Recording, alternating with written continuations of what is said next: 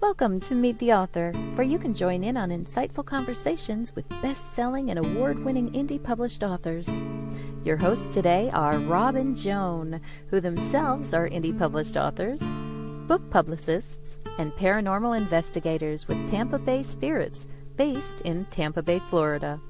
Thanks for dropping by. And now, on with the show. Hi, I'm Rob. And I'm Joan. We're really glad that you decided to join us today, whether you're watching the program live or if you're listening to it later.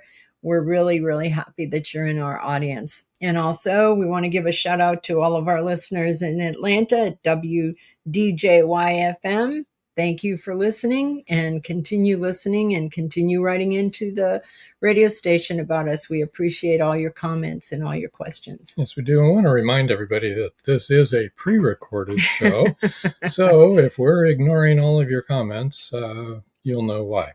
It's pre-recorded. We will try to remind you, but you know how I am. I sometimes forget to remind you during the show, but it is pre-recorded. Feel free to make comments, and we will pass them on, make sure that they'll get to our guest in due time. Yes. So at any rate, since this is pre-recorded, I don't have any current news. I just want to remind everybody, Wednesday nights at 7 o'clock, just like this, you're on every week live with Meet the Author podcast. On Saturdays, we have episode rewind at 5:30 p.m. Eastern Time, right here where you're watching right now, where you can catch old episodes of our show. And then every Thursday night on WDJYFM.com and broadcasting also 99.1 FM in the Atlanta area. So if you're in North Georgia, you can actually listen on the radio. Otherwise, you could catch it on the WDJYFM.com channel.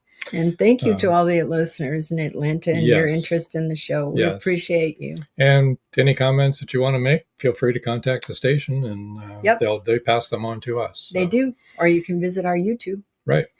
Visit our YouTube. Meet the Author. There you go. At Meet the Author Podcast is our handle there. All right. Anything you want to talk about before we bring in our guest? No. Let's just bring in our guest. All right. Hello, Kale. Hi.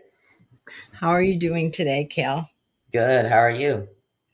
We are well. Now, I've read your bio. You're quite a busy person and doing a lot of admirable things. Do you want to tell people a little bit about yourself? And I think they'll really be interested in knowing when you started writing and why. Okay, that's a great question. So I started writing when I was 15 years old. I had a bit of a rough start about it. When I was born, I was born with a stutter. That really made reading, talking and everything related to reading just really difficult for me as a kid. So as a result, I tried my best to stay away from books and things like that, and just to try and avoid the criticism. So when the idea first came to me to start trying to write a book, I just sort of kind of ran away from it. I really didn't want to hear it. But I was just sitting there one night and this word came into my head, and that word was author. And I was just really taken aback at this because this wasn't really something that I'd ever tried to think about. And I just felt like that word was in my head for some reason. And I was like, God, if this is you, you've got the wrong guy for this. And I just sort of put it aside. I went to bed that night and I thought it was over. I forgot about the whole thing. And then the next morning, I woke up and my grandma was at our house. And as soon as she sees me, she pulls out her phone and she starts talking about this children's book author she saw on Facebook.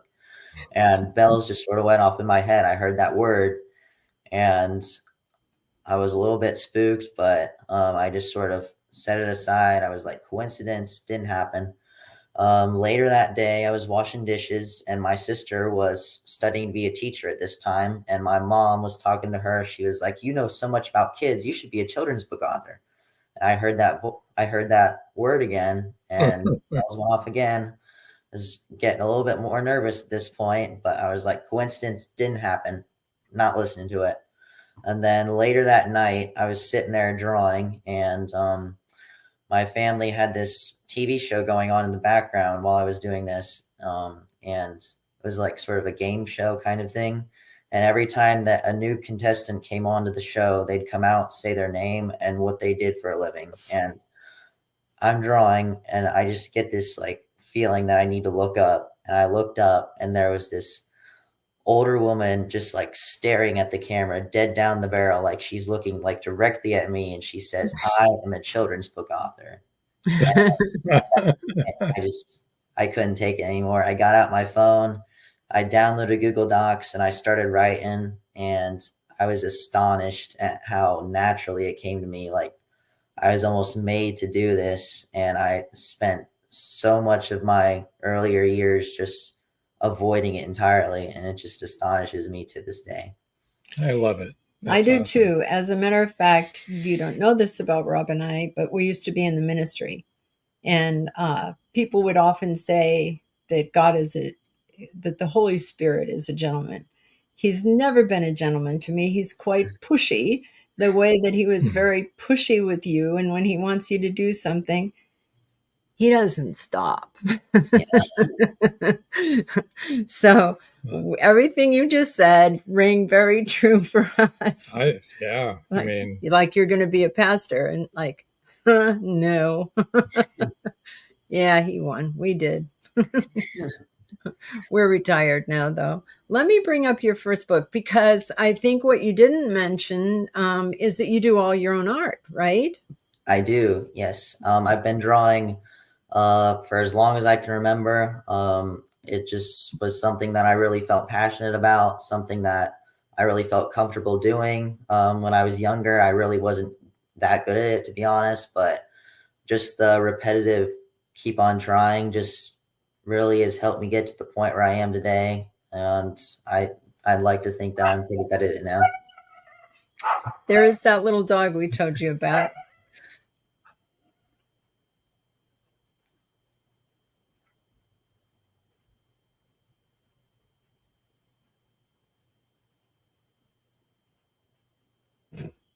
Sorry, we're going to mute our mic. Go ahead.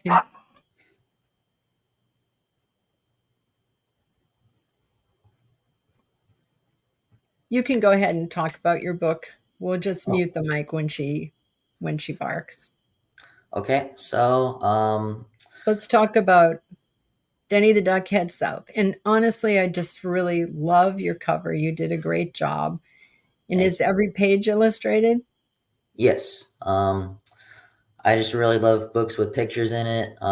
That's what I always loved as a kid, was just looking at the pictures and things like that. I really like books that you can really tell what's happening in the story without even having to read the words. So I really put a lot of time and detail into my drawings, and I try and make it as descriptive as possible. I love to write for kids with what we call exceptionalities in the teaching world, and that is kids who experience troubles doing things that some other kids might find very easy.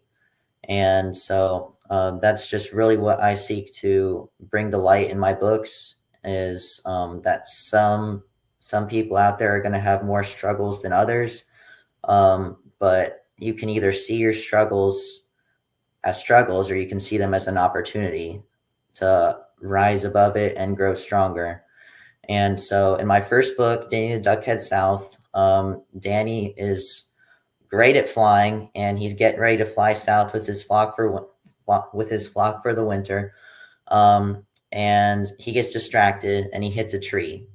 And he falls all the way down to the ground. And when he gets up, he realizes that he can't fly anymore. Oh no! Oh, yep. So he has for a bird. That is poor Danny. Yeah. So he has to find a new way to fly south that's different from the rest of the ducks, because the snow's still coming. It's not going to hold off because he's still there. He's got to rise above his challenges, and he's got to still make it to his destination. And at the end of the book, he ends up finding a new way to fly south that actually gets him there faster than anybody else can. So I just really want to bring that point home, that you can rise above things, and you can find your own little way of doing things that can rise above what anybody else can do. That you can excel. Yeah, I really like that. That's a great story. Me too. And you're right. That cover really shows him heading south. And he was cold, wearing his hat and his scarf, So and winter was coming. Yeah, snow up on the title and everything. Very good detail. Very good detail. Now, you said that you stuttered when you were younger. How did you overcome that? You don't stutter now.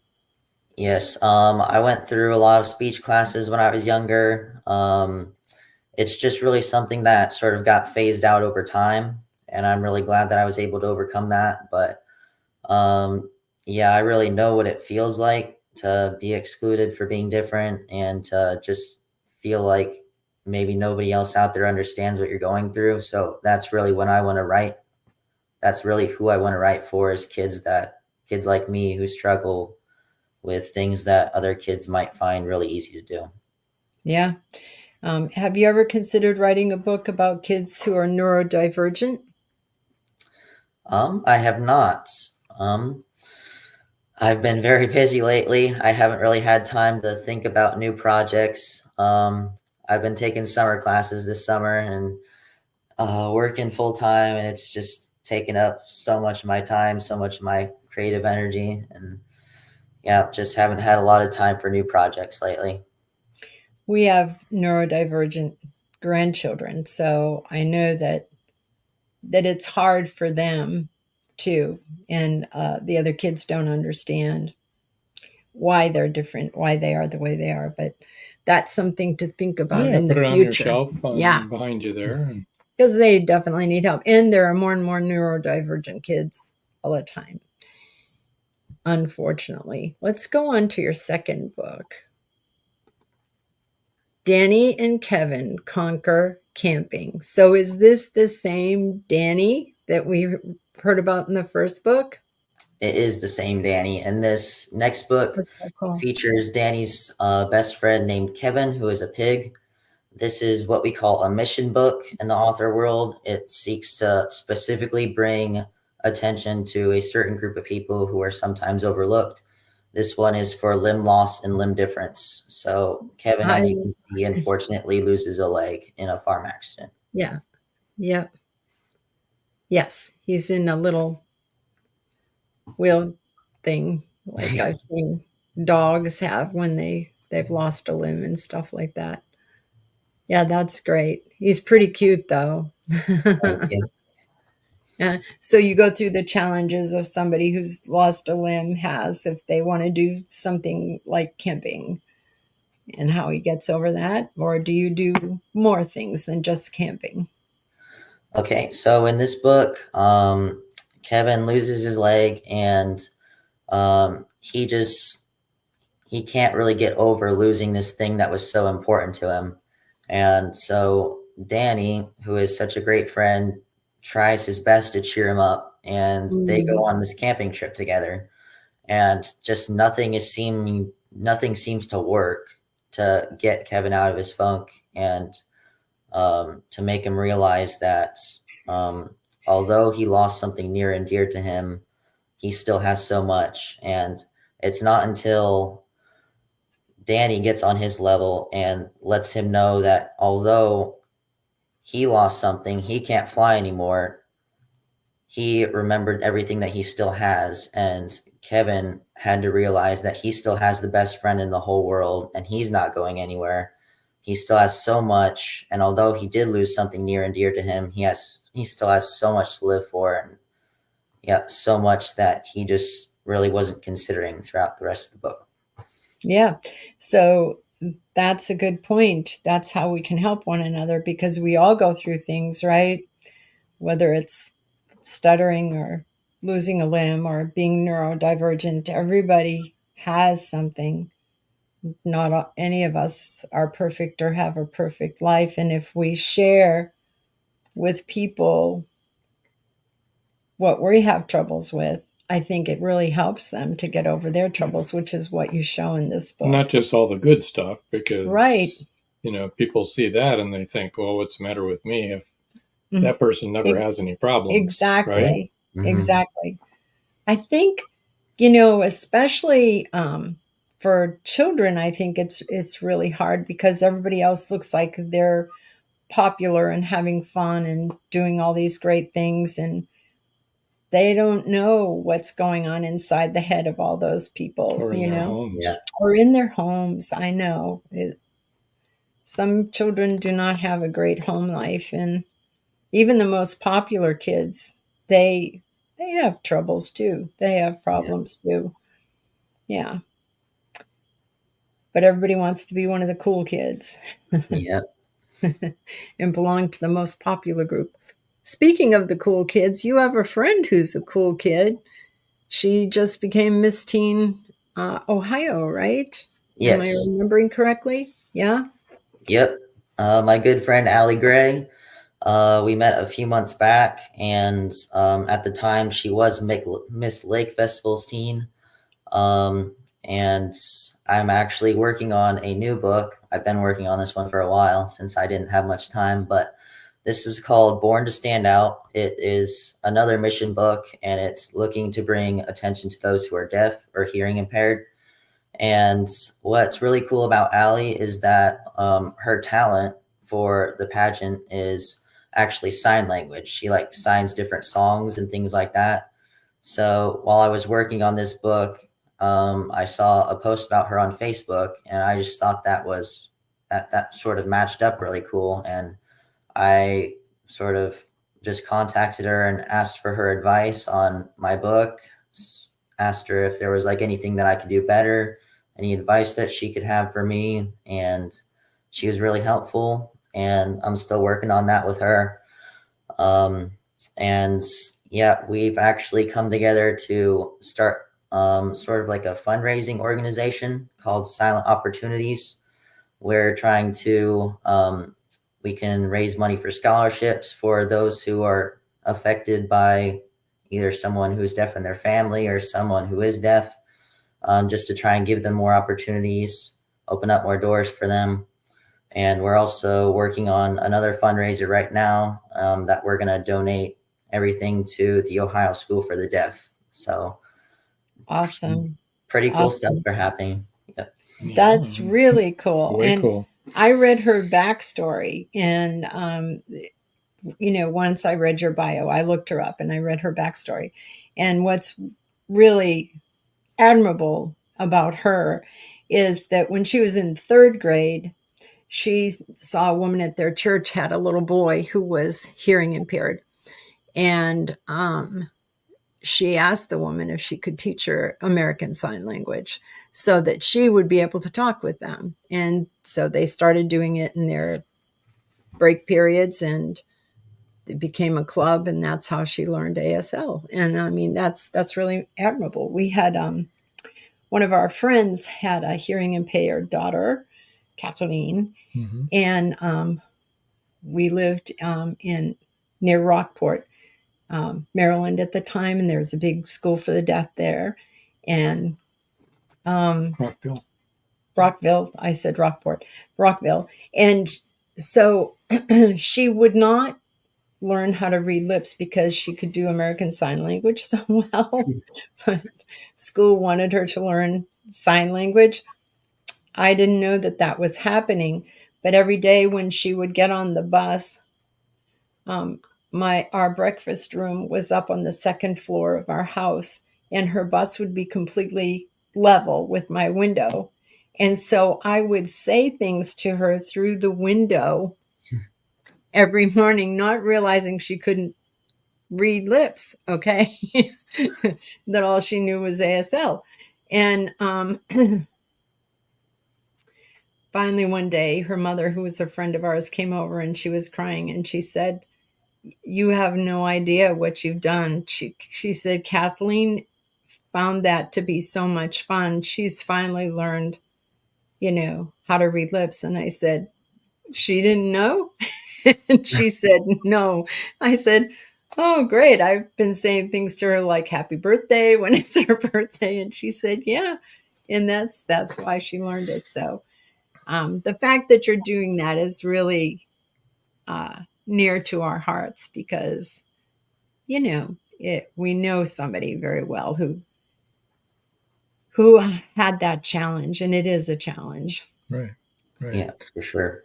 Well, it's time for our first break. Yeah. So everybody hang in there. We'll be right back, okay? Got a lot more to talk about with Kale.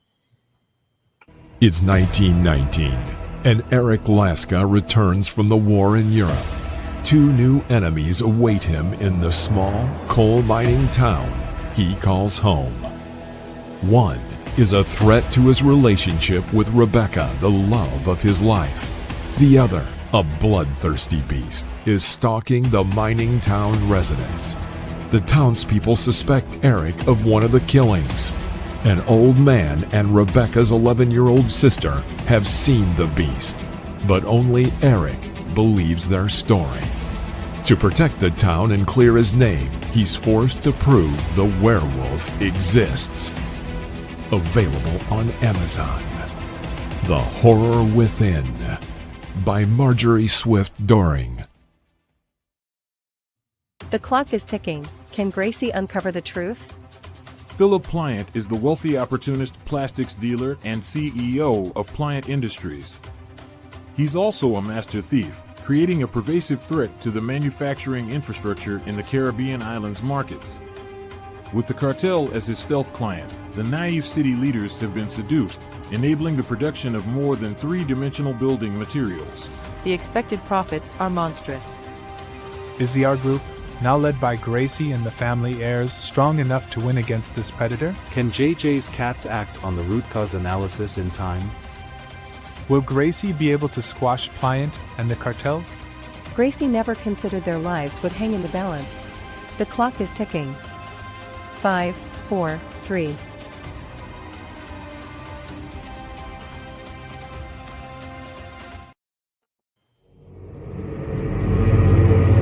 Many secrets are hidden within the darkness of the jungle. Now comes part 4 in the Jaguar series by retired Hollywood scriptwriter George Dispukes. In this saga, Brandon, Andrea, and Naja, the Black Jaguar, go deep into the Mato Grosso jungle on a mission to rescue 2 kidnapped children. During their journey, they encounter many dangers, including Yanomami Indians, bent on revenge for the murder of one of their warriors. Return of the Jaguar is book 4 in the Jaguar series, starting with 2 faces of the Jaguar, the Lost City, and the Jaguar's Quest. All 4 are available on Amazon, Barnes & Noble, and other bookseller websites worldwide. Return of the Jaguar is a must-read.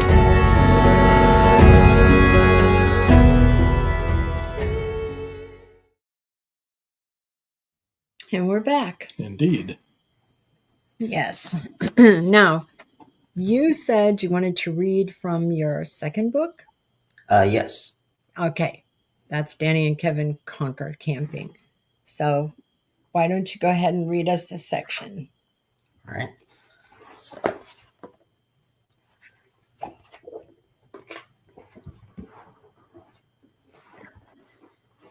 right. One day, as the birds chirped and bees buzzed, everyone knew spring was here, and this was a certain duck's favorite time of the year. Danny the duck was on his way to visit his friend Kevin Bacon at the farm. He was caught by surprise when he heard something loud like an alarm. Danny saw Kevin chasing Rusty Raccoon and shouting, "Give me my corn," over the big tractor honking its horn. As Rusty ran with the stolen goods, something bad took place. "Kevin!" he exclaimed before a loud squeal ended the chase.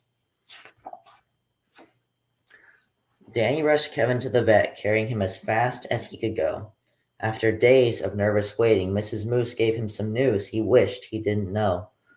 Danny couldn't believe it until Kevin entered the room with 3 legs instead of 4. He looked so sad as he walked with a wheel on each side, staring down at the floor. Danny tried to be there for Kevin while his life became different and new, but it didn't take long to notice some other things about Kevin had changed too. He didn't play or eat his corn. All he did was sit in the dirt. Danny knew he had to cheer him up or he would never stop feeling hurt. The next day, Danny found Kevin in his usual spot. He brought him a large bag. "It's time to get out of the mud, so surprise, we're going camping," he said with a quack. Kevin didn't seem too happy as he followed Danny into the dense trees. When they found a good spot, they set up a tent, feeling the nice, cool breeze. Nearby, there was a pond. Excitedly, Danny gathered their fishing gear. As they sat in a canoe, Kevin didn't seem too into fishing. He just watched his reflection on the water appear. "I got one," Danny exclaimed, but then a hungry bear eyed his fish and grabbed the line. The bear pulled so hard that their boat tipped, and as they fell in, Kevin began to whine. Danny tried to make the best of things after surfacing his beak. Wearing snorkels, they went swimming at the bottom of the creek. Danny swam like the fish, but Kevin with his 2 air-filled wheels floated sadly up toward the dock. Laying as still as a log, some tired turtles climbed on top, sinking him like a big rock. As Danny pulled him out of the water, Kevin looked more depressed than ever. After spotting an old zip line high up in a tree, he thought of something clever. They strapped in and took off through the forest. Everything on the ground looked so small, but then an eagle's sharp beak cut the line, causing them to fall. Oh no. They fell softly into a bunch of wildflowers. Danny asked Kevin, "Are you all right?" "I guess," Kevin said, looking down as Danny pointed to a small mountain with delight. "We should climb up there," Danny proposed, but then Kevin immediately said no. Danny worried he might never get the old Kevin back. His sadness began to overflow. Kevin took in a deep breath. "Since I got hurt, everything's changed," he said with no cheer. Danny smiled. "Not everything," he spoke as Kevin looked confused. "I'm still here."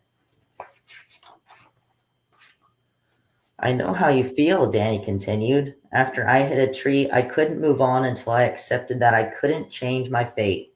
He pointed to the mountain. "If you can do this, you can do anything great. You can't change what happened, but remember everything you still have and the friends that keep you strong." Kevin's frown turned to a smile, something Danny hadn't seen for so long. Right. You can cut it off right there. So that is wonderful. Really? What awesome. a good book. You're doing such a great job. You named him Kevin Bacon. Kevin Bacon. Yeah. That's awesome. Brilliant. Not a lot of the young kids get that reference, but a lot of the teachers do. I bet they But do. they get the bacon part. Yeah. that he's a pig, but not that it's Kevin Bacon. Yeah. That's really amazing. That is a wonderful book. It Thank really you. that you're just a born writer. Thank you. I really appreciate that. He's right. Imagine that. He knew what he was talking about. That is fabulous. I can't tell you how much I enjoyed that. And the fact that you're drawing all of that too is amazing. Can people find your books on Amazon, or where can we find your books? Yes, all my books are on Amazon. They're on my website, which I believe you have. I do. I'll give it in a minute. Yep. And then my publisher, Imagine We Publishers, also has a website. I'm sure you can find them on there. So yeah, quite a few places. Even if you just like Google my name, it should come up on there, how to buy them. So things like that. Awesome. That's really good. Well, let's bring up your website right now. Okay. So his website is KALE SUDHOFF 20.wixsite.com/portfolio. And I'm going to spell it for all of you that are just listening and not watching us on video.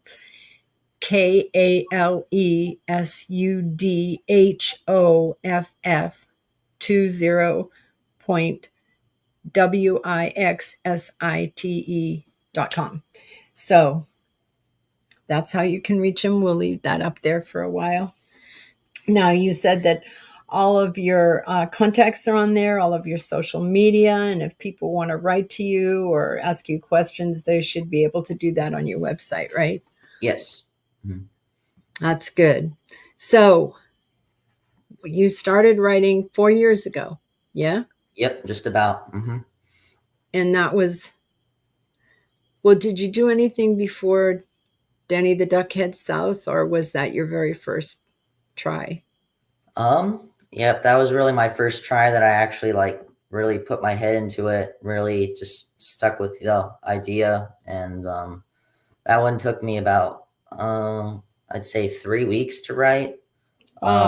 Really didn't take as long as I thought it would. I'm sure I had like an unorthodox style of writing other than like the professionals do. But yeah, if I have like writer's block or something, I'll just let my ideas go for a few days. Or since I write on my phone, I just sort of get ideas sometimes throughout the day. I can jot those down and go about my day and revisit that later. And eventually the story just sort of forms itself. And so do you then, after you get your storyline down, then you add your pictures?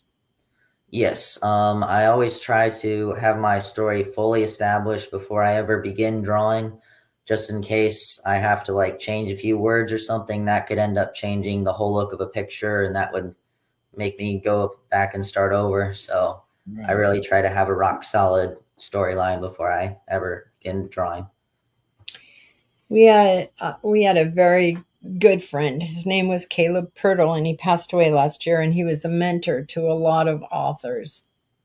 He was always very encouraging and kind and compassionate to everybody he knew.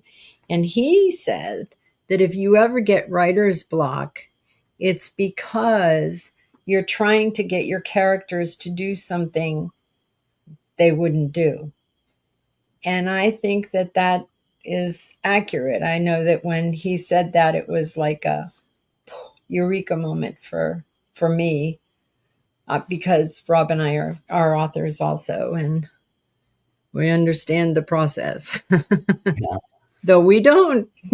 I can't even imagine the work to, do all the art for your own book. That's incredible. It had to be a challenge for you to format everything in Amazon and get it to come out the right proportions and everything. I think his publisher did that. Did your publisher do that for you? Yeah, my publisher took care of all the formatting and things like that. They were really good with that. Yeah, that's good. I forgot that you had a publisher. He has a publisher. Right. We're indie published, so the formatting is a challenge. Yeah, it can be, especially with pictures on every page. Oh yeah. One of our daughters does drawing books for adults, and it's a whole different kind of formatting than what we do. So I'm sure this is a whole different kind of formatting than what we do. I'm not sure I'd want to learn how to do it. The other one is bad enough. Fortunately, we have an excellent artist who does our cover, who did our last cover, and he did the really tough formatting for pages and all that kind of stuff, so that when your book comes from Amazon, the pages aren't all falling out. So tell us a little bit about how you got a publisher interested in your work. Yeah. Okay, so my mom was actually friends with somebody who worked at Imagine Me Publishers.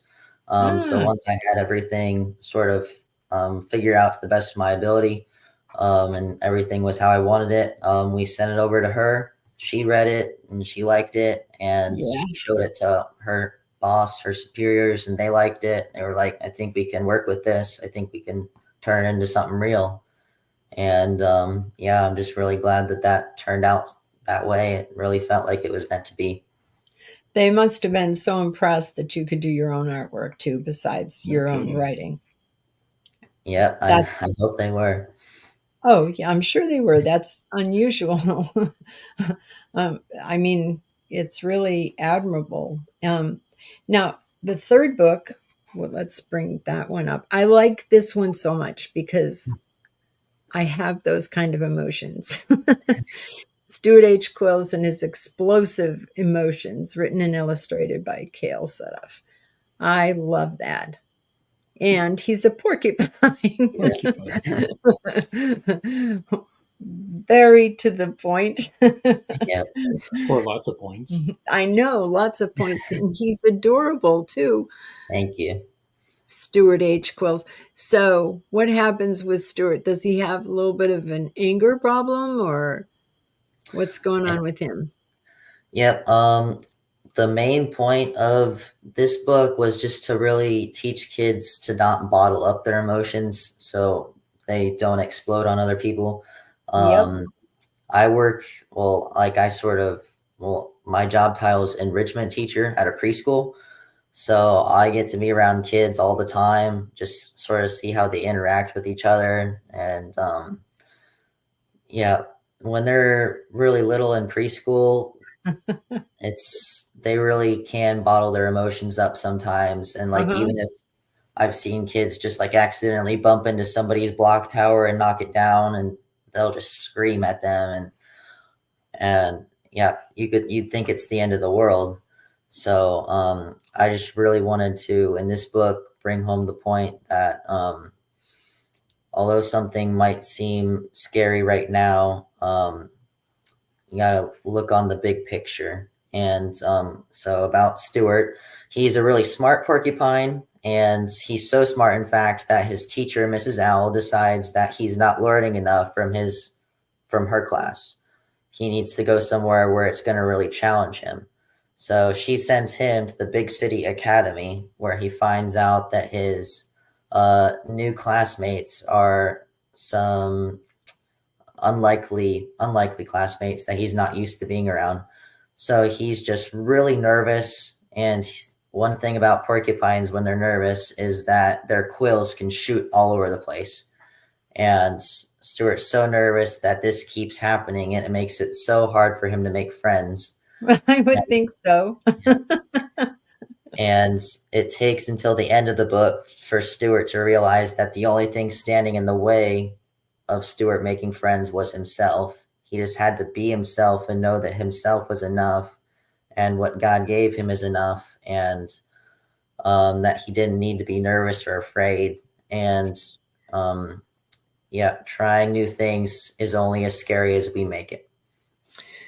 Yeah, and a lot of kids that have explosive emotions, it's really anxiety, It's not really anger so much. That's the way it comes out, but it's their anxiety. And and I think nowadays a lot of kids are pretty anxious about a lot of things. Especially after COVID. So many kids had a rough time through COVID. Sure. Yeah. Yeah.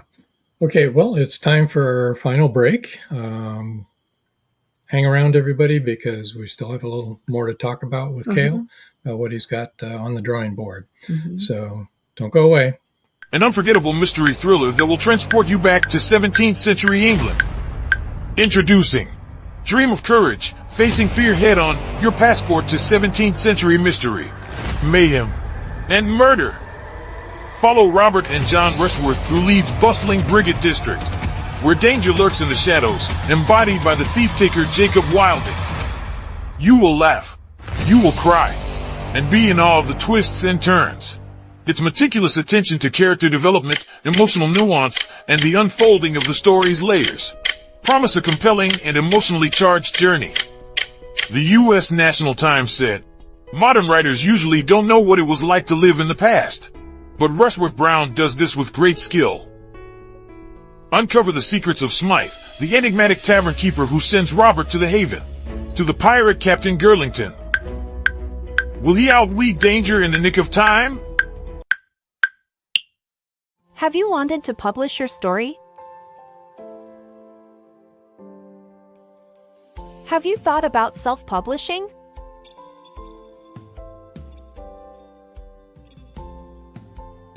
Today is your day. 5-star Amazon review. Self-publish your ebook on Amazon for free in 2024. This ebook is available on Amazon by Becca L. Jones.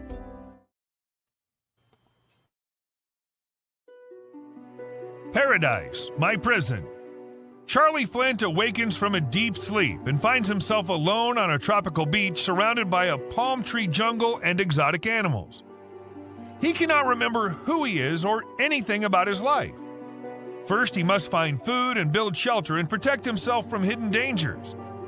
As his memory gradually returns, it reveals what a very flawed person he is. A man who made too many mistakes, made too many enemies. The implications of the truth are staggering. How did Charlie get there? And will he save himself? Paradise, My Prison is the riveting new suspense thriller from retired Hollywood scriptwriter George Dismukes. Paradise, My Prison by George Dismukes is available in jacketed hardcover, softcover, and all ebook formats worldwide.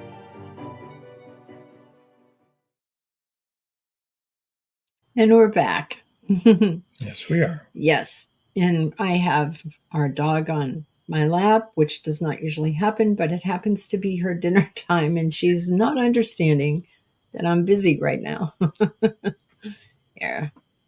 Anyway, so I really love the idea of all three of those books. They're amazing. I am sure that each one is just as beautiful on the inside as the one that you showed us, Danny and Kevin. Conquer Camping. I love that. And I love the name Kevin Bacon so much. And really, how cute of a name is this for an explosive emotion porcupine, Stuart H. Quills. For real. Poor guy. That's what our emotions are like. Like you were talking about the little preschool kids that you teach. They explode all over the place, and those little quills go into everybody, nobody knows what hit them. That's really rough. So that's great. Do you bring your books to your work? Have you read them to the kids there? Occasionally, not too much at my own work. But I have gone to several different schools, like Coldwater, St. Henry, and a few other ones, to get to read to maybe kindergarten through 4th or 5th grade all in one morning. So that's really cool. I get to read to hundreds of kids, and overcoming my just sort of confidence from speaking, because public speaking was one of my biggest fears before. Yeah. But now it's something that I enjoy the most out of everything that I do as an author. Just getting to go in there, answer kids' questions, and show them that someone who's not even that much older than them is doing this. So what's to stop me from doing it? That's wonderful. That's really great. And I'm so glad that you're able to enjoy that now instead of, being fearful, because my sister was a speech and hearing therapist, and I'm pretty sure that being afraid makes it more difficult to speak correctly. That has a lot to do with it. So being able to be nervous and still go ahead and speak to hundreds of kids, that's really great. So do they all love your books? Yep, I've gotten a lot of compliments. Kids are also my biggest critics, which Sure. I can always count on them for that. If they Oh, yeah. see something that they don't understand in my book, or if they see something that they just don't really get, then they're going to let me know. And so, yeah, I'd rather be let know something that I can work on rather than people trying to flatter me and say something's great when it's really something needs to be fixed. So, Yeah. I find a lot of satisfaction in that part of the job. Yeah, I'm sure that you do. Now, what is your next book that you're working on? You mentioned it briefly before. It is called Born to Stand Out, and it is about an elephant named Evelyn, who is actually deaf or hearing impaired. And so she loves to paint. She loves art, much like me. And she just has a really hard time making friends and putting herself out there. She would rather live in her own imagination and play it safe rather than go out and take a chance. And it actually takes some inspiring words from her mom to really make her think about it and really just see that you can either see your challenges as obstacles or as an opportunity. And Evelyn just really begins to think, and she ends up being able to speak through a different way rather than verbally in order to make friends. And I just thought that was really cool to once again bring the point home that not everything has to be done a certain way. You can still be great at that same thing through a different way and still make your mark on the world. Yeah, that has to be hard, not being able to hear or see or walk like everybody else. Those things are all really difficult challenges to overcome, especially if you're a child. Yes. So it's really good that you're doing this for children. I can't imagine what it'd be like to be shut off from the world like that you couldn't hear everything that was going on. I know that deaf people can feel vibrations, and so they can feel music in that way, and feel the thunder of a waterfall through their feet and that sort of thing. But still, it's got to be rough. Yeah. Mm-hmm. Yeah. I've never had to worry about that, so I'm glad. But yeah, I grew up with a hearing impaired girl who the kids did make fun of her. She was a beautiful girl, and I remember like when she was a teenager, she had long natural blonde hair and she was really stunning, and guys would always like her and they'd come over to talk to her, and when they found out that she was hearing impaired, they'd take off. I mean, they were young and immature, nothing against them, but how hard for her, Yeah. She is who she is, you know what I mean? It was hard for me to watch. Yeah. So if anybody in the audience is interested in supporting Silent Opportunities, how do they do that? We actually have a GoFundMe.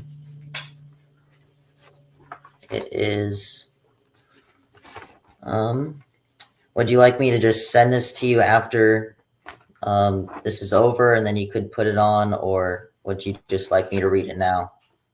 Go ahead and read it now. Right. Because people will be listening that won't ever get to see anything.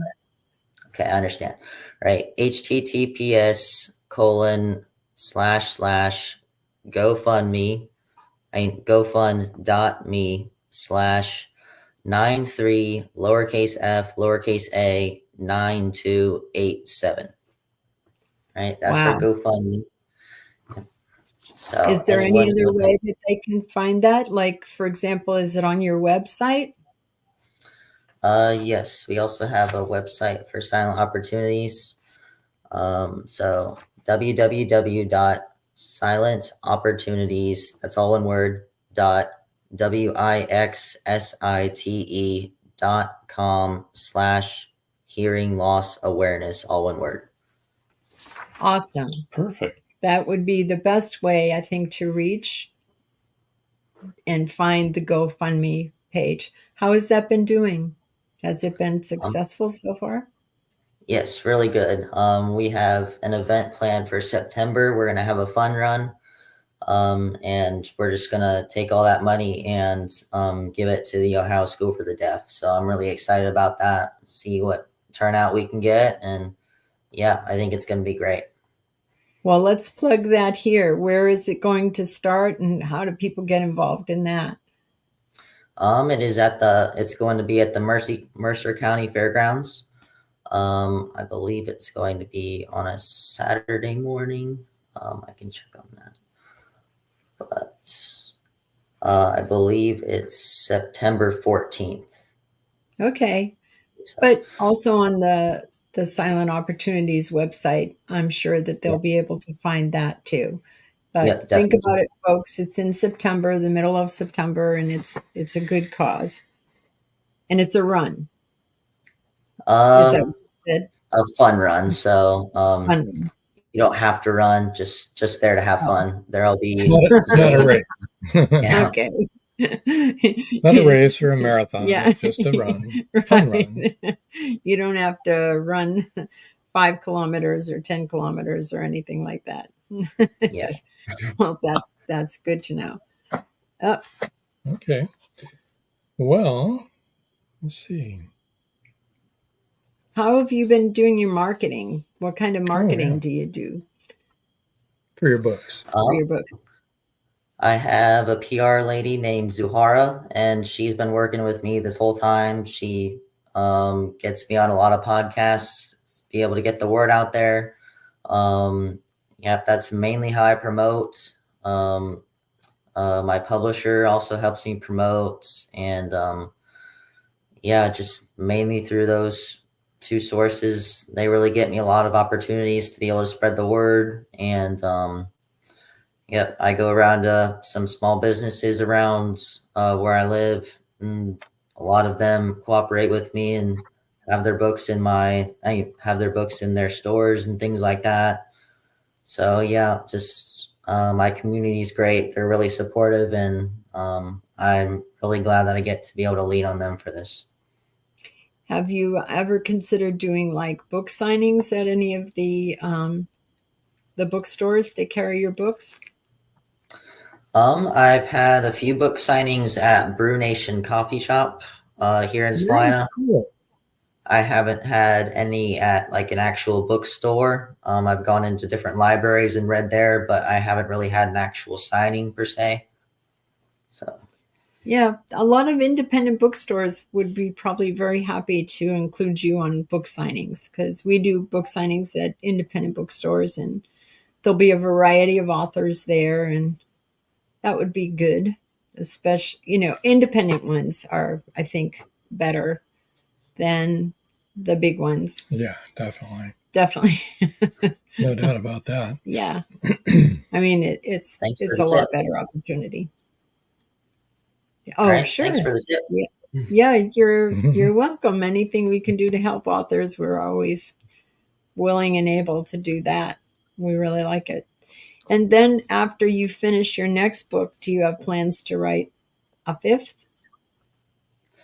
Well, I'm currently also have another side project, working on Easter story with a friend of mine named Craig Flatt. He's a pastor, and it is telling the story of Easter, but through the stone's perspective, the stone that was rolled away from Jesus's tomb.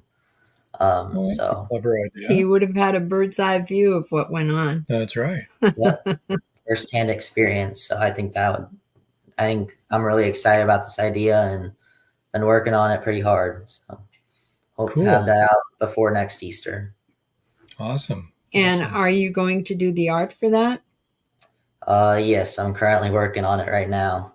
Wow, that's amazing. Let us know when that comes out. Yeah, I'd really like to see that book. I bet that's going to be wonderful. Has it been really challenging? Thank you. Has it been really challenging to do that art? Well, just like at the beginning, before I ever start doing actual pages, I always try to like establish how my character is going to look, like from different angles and things like that. I find that really helps on different pages to just be able to manipulate how my character looks and things like that. So just as long as I have like an established look for my characters, it usually comes pretty easy to me. I rely a lot on my imagination. That's great. How does the stone look? Pretty good? Yep, pretty good. He's got a little security outfit on. Yeah. Oh, I like that. That's great. That's hilarious. That's as good as Kevin Bacon, honestly, a security outfit on That's cool. On the stone. That's something really My to job look is forward to guard. Yeah, right? yeah, that is. Well, our time is up. We're going to have to move you over. Thank you so much for joining us. It's been a real pleasure talking with you and seeing all your creative work. It has. Thanks so much for having me. This has been great. You bet. So I'm going to move you over to the side. Stay right there until we come back to you. And Missy understands we're moving you over to the side. Whoop. Hello. Sorry you about want to say that. goodbye too? Okay. He doesn't want me to move her that way. Apparently not. Okay, well, let's see. Everybody, don't forget next week, 7:00 p.m. Eastern Time, Meet the Author Live next Wednesday. Saturday nights, 5:30 p.m. Eastern Time is episode Rewind. And Thursday nights, 9 p.m. Eastern Time is WDJYFM.com, 99.1 FM if you're in Atlanta. And I guess until next time. That's all, folks. That's all, folks. See ya.